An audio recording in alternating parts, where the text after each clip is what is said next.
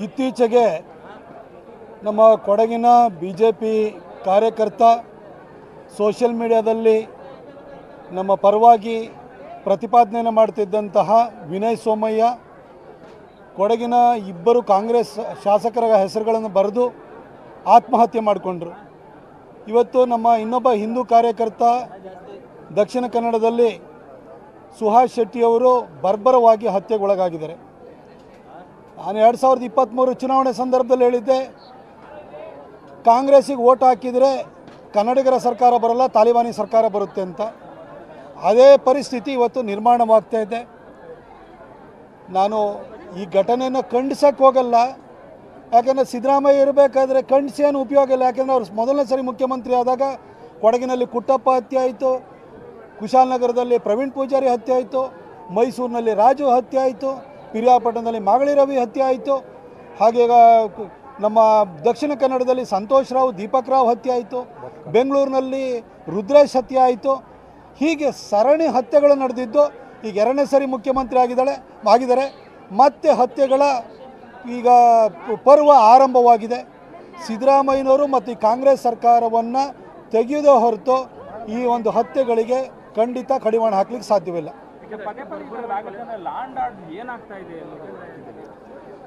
ಸಿದ್ದರಾಮಯ್ಯನವರು ಮುಖ್ಯಮಂತ್ರಿ ಆಗಿರುವಾಗ ಈ ಹಿಂದೆನೂ ಕೂಡ ಇಲ್ಲೇ DC ಶಿಖಾ ಅವರಿಗೆ ನಿಲ್ಲಿಸುವಂಥ ಕೆಲಸ ಆಯಿತು. ರಶ್ಮಿ ಮಹೇಶ್ ಅವ್ರ ಮೇಲೆ ದಾಳಿ ಆಯಿತು, PSI ಜಗದೀಶ್ ಮೇಲೆ ಡ್ರ್ಯಾಗರ್ನಲ್ಲಿ ಚುಚ್ಚಿದ್ರು, ಮಲ್ಲಿಕಾರ್ಜುನ್ ಬಂಡೆ ಹತ್ಯೆ ಆಯಿತು, ಹಾಗೆ MK ಗಣಪತಿಯವರು ಅನುಮಾನಾಸ್ಪದವಾಗಿ ತೀರ್ಕೊಂಡ್ರು, DK ರವಿ ಪ್ರಕರಣ ಸಂಭವಿಸಿತು. ಅಧಿಕಾರಿಗಳಿಗೂ ಭದ್ರತೆ ಇಲ್ಲ, ಸಾಮಾನ್ಯ ಜನರಿಗೂ ಭದ್ರತೆ ಇಲ್ಲ. ಒಟ್ಟಾರೆ ಸಿದ್ದರಾಮಯ್ಯನಲ್ಲಿ ಸಾಬ್ರಿಗಷ್ಟೇ ಭದ್ರತೆ ಸಿಗ್ತಾ ಇರೋದು. ಸಾಬ್ರು ಹಿಂದೂಗಳನ್ನು ಕೊಲೆ ಮಾಡೋದಕ್ಕೆ ಅವ್ರಿಗೆ ಒಂಥರ ಫ್ರೀ ಪರ್ಮಿಟನ್ನು ಸಿದ್ದರಾಮಯ್ಯನವರು ಕೊಟ್ಟಂಗಿದೆ. ಅಲ್ಲಿ ಹಿಂದೆನೂ ಕೂಡ ಅವರು 2013ರಿಂದ 2018ವರೆಗೂ ಇದೇ ವಾತಾವರಣ ನೋಡಿದ್ದು, ಇವಾಗಲೂ ಅದೇ ವಾತಾವರಣ ಕಾಣಿಸ್ತಾ ಇದೆ.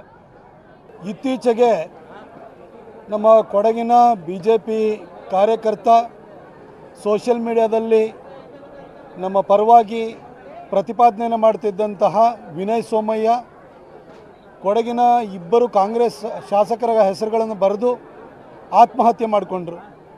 ಇವತ್ತು ನಮ್ಮ ಇನ್ನೊಬ್ಬ ಹಿಂದೂ ಕಾರ್ಯಕರ್ತ ದಕ್ಷಿಣ ಕನ್ನಡದಲ್ಲಿ ಸುಹಾಸ್ ಶೆಟ್ಟಿಯವರು ಬರ್ಬರವಾಗಿ ಹತ್ಯೆಗೊಳಗಾಗಿದ್ದಾರೆ. ನಾನು 2023 ಚುನಾವಣೆ ಸಂದರ್ಭದಲ್ಲಿ ಹೇಳಿದ್ದೆ, ಕಾಂಗ್ರೆಸ್ಸಿಗೆ ಓಟ್ ಹಾಕಿದರೆ ಕನ್ನಡಿಗರ ಸರ್ಕಾರ ಬರಲ್ಲ, ತಾಲಿಬಾನಿ ಸರ್ಕಾರ ಬರುತ್ತೆ ಅಂತ. ಅದೇ ಪರಿಸ್ಥಿತಿ ಇವತ್ತು ನಿರ್ಮಾಣವಾಗ್ತಾ ಇದೆ. ನಾನು ಈ ಘಟನೆಯನ್ನು ಖಂಡಿಸೋಕ್ಕೆ ಹೋಗಲ್ಲ, ಯಾಕೆಂದರೆ ಸಿದ್ದರಾಮಯ್ಯ ಇರಬೇಕಾದ್ರೆ ಖಂಡಿಸಿ ಏನು ಉಪಯೋಗ ಇಲ್ಲ. ಯಾಕೆಂದರೆ ಅವರು ಮೊದಲನೇ ಸರಿ ಮುಖ್ಯಮಂತ್ರಿ ಆದಾಗ ಕೊಡಗಿನಲ್ಲಿ ಕುಟ್ಟಪ್ಪ ಹತ್ಯೆ ಆಯಿತು, ಕುಶಾಲನಗರದಲ್ಲಿ ಪ್ರವೀಣ್ ಪೂಜಾರಿ ಹತ್ಯೆ ಆಯಿತು, ಮೈಸೂರಿನಲ್ಲಿ ರಾಜು ಹತ್ಯೆ ಆಯಿತು, ಪಿರಿಯಾಪಟ್ಟಣದಲ್ಲಿ ಮಾಗಳಿ ರವಿ ಹತ್ಯೆ ಆಯಿತು, ಹಾಗೆ ನಮ್ಮ ದಕ್ಷಿಣ ಕನ್ನಡದಲ್ಲಿ ಸಂತೋಷ್ ರಾವ್ ದೀಪಕ್ ರಾವ್ ಹತ್ಯೆ ಆಯಿತು, ಬೆಂಗಳೂರಿನಲ್ಲಿ ರುದ್ರೇಶ್ ಹತ್ಯೆ ಆಯಿತು. ಹೀಗೆ ಸರಣಿ ಹತ್ಯೆಗಳು ನಡೆದಿದ್ದು ಈಗ ಎರಡನೇ ಸರಿ ಮುಖ್ಯಮಂತ್ರಿ ಆಗಿದ್ದಾರೆ. ಮತ್ತೆ ಹತ್ಯೆಗಳ ಈಗ ಪರ್ವ ಆರಂಭವಾಗಿದೆ. ಸಿದ್ದರಾಮಯ್ಯನವರು ಮತ್ತು ಈ ಕಾಂಗ್ರೆಸ್ ಸರ್ಕಾರವನ್ನು ತೆಗೆಯುವುದೇ ಹೊರತು ಈ ಒಂದು ಹತ್ಯೆಗಳಿಗೆ ಖಂಡಿತ ಕಡಿವಾಣ ಹಾಕಲಿಕ್ಕೆ ಸಾಧ್ಯವಿಲ್ಲ.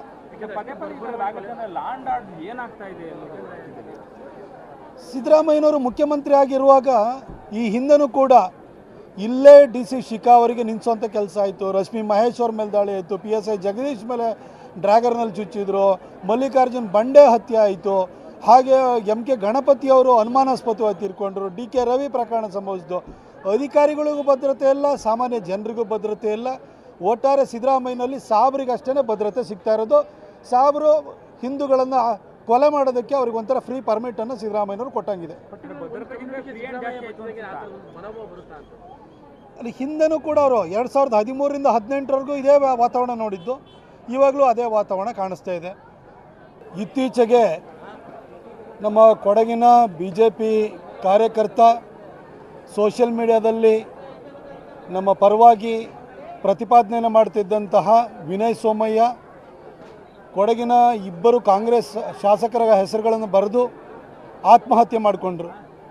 ಇವತ್ತು ನಮ್ಮ ಇನ್ನೊಬ್ಬ ಹಿಂದೂ ಕಾರ್ಯಕರ್ತ ದಕ್ಷಿಣ ಕನ್ನಡದಲ್ಲಿ ಸುಹಾಸ್ ಶೆಟ್ಟಿಯವರು ಬರ್ಬರವಾಗಿ ಹತ್ಯೆಗೊಳಗಾಗಿದ್ದಾರೆ.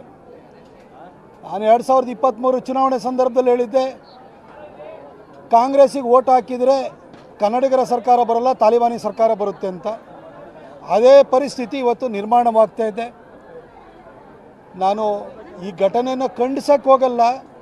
ಯಾಕೆಂದರೆ ಸಿದ್ದರಾಮಯ್ಯ ಇರಬೇಕಾದ್ರೆ ಖಂಡಿಸಿ ಏನು ಉಪಯೋಗ ಇಲ್ಲ. ಯಾಕೆಂದರೆ ಅವ್ರು ಮೊದಲನೇ ಸರಿ ಮುಖ್ಯಮಂತ್ರಿ ಆದಾಗ ಕೊಡಗಿನಲ್ಲಿ ಕುಟ್ಟಪ್ಪ ಹತ್ಯೆ ಆಯಿತು, ಕುಶಾಲನಗರದಲ್ಲಿ ಪ್ರವೀಣ್ ಪೂಜಾರಿ ಹತ್ಯೆ ಆಯಿತು, ಮೈಸೂರಿನಲ್ಲಿ ರಾಜು ಹತ್ಯೆ ಆಯಿತು, ಪಿರಿಯಾಪಟ್ಟಣದಲ್ಲಿ ಮಾಗಳಿ ರವಿ ಹತ್ಯೆ ಆಯಿತು, ಹಾಗೆ ನಮ್ಮ ದಕ್ಷಿಣ ಕನ್ನಡದಲ್ಲಿ ಸಂತೋಷ್ ರಾವ್, ದೀಪಕ್ ರಾವ್ ಹತ್ಯೆ ಆಯಿತು, ಬೆಂಗಳೂರಿನಲ್ಲಿ ರುದ್ರೇಶ್ ಹತ್ಯೆ ಆಯಿತು.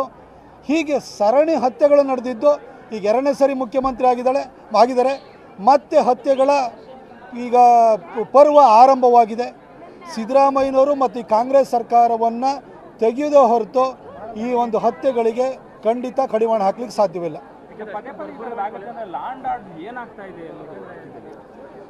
ಸಿದ್ದರಾಮಯ್ಯನವರು ಮುಖ್ಯಮಂತ್ರಿ ಆಗಿರುವಾಗ ಈ ಹಿಂದೆನೂ ಕೂಡ ಇಲ್ಲೇ DC ಶಿಖಾ ಅವರಿಗೆ ನಿಲ್ಲಿಸುವಂಥ ಕೆಲಸ ಆಯಿತು. ರಶ್ಮಿ ಮಹೇಶ್ ಅವ್ರ ಮೇಲೆ ದಾಳಿ ಆಯಿತು, PSI ಜಗದೀಶ್ ಮೇಲೆ ಡ್ರ್ಯಾಗರ್ನಲ್ಲಿ ಚುಚ್ಚಿದ್ರು, ಮಲ್ಲಿಕಾರ್ಜುನ್ ಬಂಡೆ ಹತ್ಯೆ ಆಯಿತು, ಹಾಗೆ MK ಗಣಪತಿಯವರು ಅನುಮಾನಾಸ್ಪದವಾಗಿ ತೀರ್ಕೊಂಡ್ರು, DK ರವಿ ಪ್ರಕರಣ ಸಂಭವಿಸಿತು. ಅಧಿಕಾರಿಗಳಿಗೂ ಭದ್ರತೆ ಇಲ್ಲ, ಸಾಮಾನ್ಯ ಜನರಿಗೂ ಭದ್ರತೆ ಇಲ್ಲ. ಒಟ್ಟಾರೆ ಸಿದ್ದರಾಮಯ್ಯನಲ್ಲಿ ಸಾಬ್ರಿಗಷ್ಟೇ ಭದ್ರತೆ ಸಿಗ್ತಾ ಇರೋದು. ಸಾಬ್ರು ಹಿಂದೂಗಳನ್ನು ಕೊಲೆ ಮಾಡೋದಕ್ಕೆ ಅವ್ರಿಗೆ ಒಂಥರ ಫ್ರೀ ಪರ್ಮಿಟನ್ನು ಸಿದ್ದರಾಮಯ್ಯನವರು ಕೊಟ್ಟಂಗಿದೆ. ಅಲ್ಲಿ ಹಿಂದೆನೂ ಕೂಡ ಅವರು 2013ರಿಂದ 2018ರವರೆಗೂ ಇದೇ ವಾತಾವರಣ ನೋಡಿದ್ದು. ಇವಾಗಲೂ ಅದೇ ವಾತಾವರಣ ಕಾಣಿಸ್ತಾ ಇದೆ.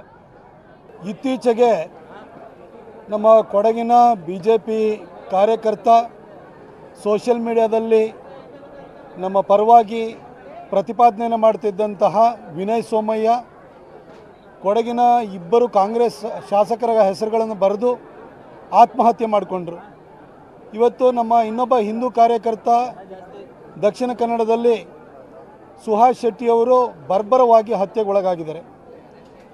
ನಾನು 2023 ಚುನಾವಣೆ ಸಂದರ್ಭದಲ್ಲಿ ಹೇಳಿದ್ದೆ, ಕಾಂಗ್ರೆಸ್ಸಿಗೆ ಓಟ್ ಹಾಕಿದರೆ ಕನ್ನಡಿಗರ ಸರ್ಕಾರ ಬರಲ್ಲ, ತಾಲಿಬಾನಿ ಸರ್ಕಾರ ಬರುತ್ತೆ ಅಂತ. ಅದೇ ಪರಿಸ್ಥಿತಿ ಇವತ್ತು ನಿರ್ಮಾಣವಾಗ್ತಾ ಇದೆ. ನಾನು ಈ ಘಟನೆಯನ್ನು ಖಂಡಿಸೋಕ್ಕೆ ಹೋಗಲ್ಲ. ಯಾಕೆಂದರೆ ಸಿದ್ದರಾಮಯ್ಯ ಇರಬೇಕಾದ್ರೆ ಖಂಡಿಸಿ ಏನು ಉಪಯೋಗ ಇಲ್ಲ. ಯಾಕೆಂದರೆ ಅವ್ರು ಮೊದಲನೇ ಸರಿ ಮುಖ್ಯಮಂತ್ರಿ ಆದಾಗ ಕೊಡಗಿನಲ್ಲಿ ಕುಟ್ಟಪ್ಪ ಹತ್ಯೆ ಆಯಿತು, ಕುಶಾಲನಗರದಲ್ಲಿ ಪ್ರವೀಣ್ ಪೂಜಾರಿ ಹತ್ಯೆ ಆಯಿತು, ಮೈಸೂರಿನಲ್ಲಿ ರಾಜು ಹತ್ಯೆ ಆಯಿತು, ಪಿರಿಯಾಪಟ್ಟಣದಲ್ಲಿ ಮಾಗಳಿ ರವಿ ಹತ್ಯೆ ಆಯಿತು, ಹಾಗೆ ನಮ್ಮ ದಕ್ಷಿಣ ಕನ್ನಡದಲ್ಲಿ ಸಂತೋಷ್ ರಾವ್, ದೀಪಕ್ ರಾವ್ ಹತ್ಯೆ ಆಯಿತು, ಬೆಂಗಳೂರಿನಲ್ಲಿ ರುದ್ರೇಶ್ ಹತ್ಯೆ ಆಯಿತು. ಹೀಗೆ ಸರಣಿ ಹತ್ಯೆಗಳು ನಡೆದಿದ್ದು. ಈಗ ಎರಡನೇ ಸರಿ ಮುಖ್ಯಮಂತ್ರಿ ಆಗಿದ್ದಾರೆ. ಮತ್ತೆ ಹತ್ಯೆಗಳ ಈಗ ಪರ್ವ ಆರಂಭವಾಗಿದೆ. ಸಿದ್ದರಾಮಯ್ಯನವರು ಮತ್ತು ಈ ಕಾಂಗ್ರೆಸ್ ಸರ್ಕಾರವನ್ನು ತೆಗೆಯುವುದೇ ಹೊರತು ಈ ಒಂದು ಹತ್ಯೆಗಳಿಗೆ ಖಂಡಿತ ಕಡಿವಾಣ ಹಾಕಲಿಕ್ಕೆ ಸಾಧ್ಯವಿಲ್ಲ.